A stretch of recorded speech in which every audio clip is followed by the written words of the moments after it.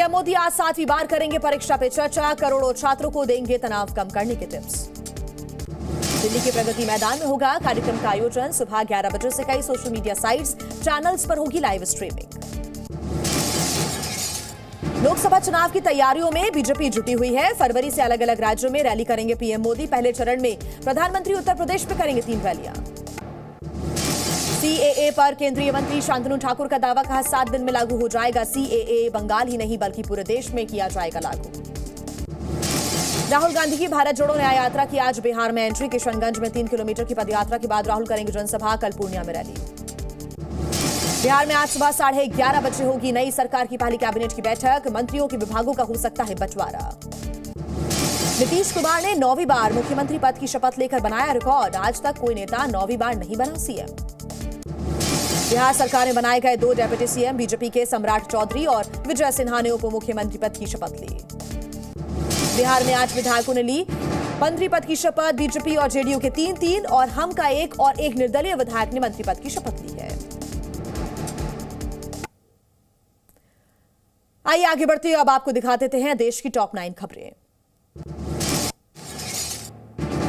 BJP अध्यक्ष JP Nadda का दावा, लोकसभा चुनाव में बिहार की सभी सीटों पर होगी एनडीए की जीत। चुनाव से पहले बिखरा एनडीए गठबंधन। ओडिशा दौरे पर कांग्रेस अध्यक्ष मल्लिकार्जुन खड़गे भुवनेश्वर में मेगा रैली को करेंगे संबोधित। समाजवादी पार्टी के अध्यक्ष अखिलेश यादव ने बुलाई बैठक, सभी विधायक और एमएलसी रहेंगे मौजूद। कांग्रेस नेता दिग्विजय सिंह का ऐलान, लोकसभा चुनाव लड़ने से इनकार किया। बिहार में सत्ता जाते ही मुश्किल में लालू यादव, जमीन के बदले नौकरी मामले में आज ईडी के सामने पेशी, कल तेजस्वी यादव से होनी है पूछताछ। ज्ञानवापी पर मुख्यमंत्री योगी आदित्यनाथ का बयान, कहा हजारों वर्षों का हमारा इतिहास, कोई भी हमें इतिहास के दायरे में नहीं कर सकता है कैद।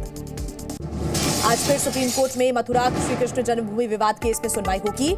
ईदगाह मस्जिद के सर्वे के हाईकोर्ट के फैसले को मस्जिद कमेटी ने दी है चुनौती। अयोध्या में उमड़ा आस्था का सैलाब, 6 दिन में 15 लाख से अधिक श्रद्धालुओं ने रामलला के दर्शन किए। राम मंदिर पर पीएम मोदी का बयान सामने आया, बोले प्राण प्रतिष्ठा ने करोड़ों लोगों को एक सूत्र में बांधा। पूरे देश ने 22 जनवरी को राम ज्योति जलाई, दीपावली मनाई। और आइए अब आपको दिखा देते हैं राजनीति की टॉप 9 बड़ी खबरें। बिहार के डिप्टी सीएम सम्राट चौधरी का बड़ा दावा, कहा लोकसभा चुनाव में सभी 40 सीटों पर जीतेगी बीजेपी, विपक्ष पर भी निशाना साधा। कांग्रेस अध्यक्ष मल्लिकार्जुन खड़गे का बयान, कहा इंडिया गठबंधन तोड़ने की कोशिश से पहले हो रही थी, ऐसे में नीतीश ने हमें अंधेरे में रखा। शिवसेना उद्धव गुट के नेता संजय राउत ने नीतीश पर निशाना साधा, कहा अयोध्या में राम है, बिहार में पलटू राम है। नीतीश कुमार के एनडीए में शामिल होने पर बोली सांसद सुप्रिया सुले, कहा यह हमारे लिए निराशाजनक है। कांग्रेस नेता आचार्य प्रमोद कृष्णम का बड़ा बयान, कहा इंडिया गठबंधन में अभी और भी विकेट गिरेंगे। कांग्रेस ने गिरगिट से की नीतीश कुमार की तुलना, खड़गे बोले आया राम गया राम जैसे लोग। ओवैसी ने कहा नीतीश ने मौका परस्ती का रिकॉर्ड तोड़ा। बिहार के पूर्व डिप्टी सीएम तेजस्वी यादव ने नीतीश कुमार पर निशाना साधा, कहा अभी खेला खत्म नहीं हुआ, नीतीश कितने दिन तक सीएम रहेंगे पता नहीं।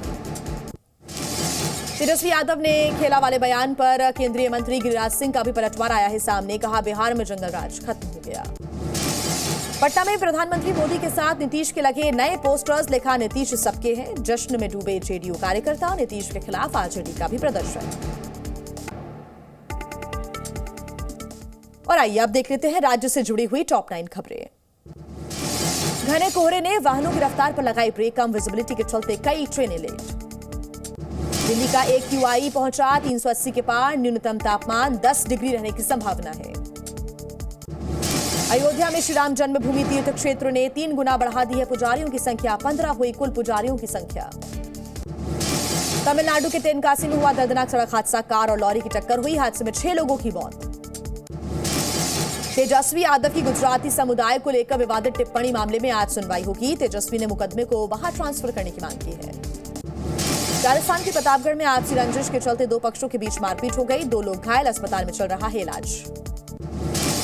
बिजनौर में अवैध संबंधों के शक में युवक की हत्या, पुलिस ने शव को बरामद किया है, 2 आरोपी गिरफ्तार। बिहार के वैशाली बदमाशों ने पुलिसकर्मी के बेटे को गोली मारी, युवक की हालत गंभीर, इलाज जारी।